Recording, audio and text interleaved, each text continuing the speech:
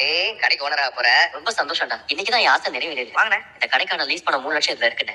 இது ரொம்ப ராசியான கடன். கடையை லீஸ் எடுக்கிறது சாதாரண விஷயம் இல்ல. கண்டிப்பா பாண்டி பெரிய அளவுல வருவான். வரேன்ப்பா. நான் ஒருத்தி அங்க இல்லையே, என்ன கூப்பிடதான் தோணுதா பாச்சி அவனுக்கு? வானதேவ் ரொம்பவே கோவமா பாண்டியன் கிட்ட போறாங்க. பாண்டியன் கிட்ட போயிட்டு உனக்கு எவ்வளவு தைரியம் தான் நீ இப்படி பண்ணுவ? நீ பண்றதெல்லாம் பார்த்தா எனக்கு என்னவோ ரொம்பவே சந்தேகமா இருக்கு. உன் அண்ணி எதுக்காக உனக்கு பணம் கொடுக்கணும்? என்ன அவசியம் இருக்கு அவங்களுக்கு பணம் கொடுக்க? இது எல்லாம் பார்க்கும்போது எனக்கு ரொம்பவே சந்தேகமா இருந்தது. இப்ப கன்ஃபார்மே ஆயிடுச்சு. உனக்கும் உன் அண்ணிக்கும் ஏதோ ஒரு அஃபேர் இருக்கு.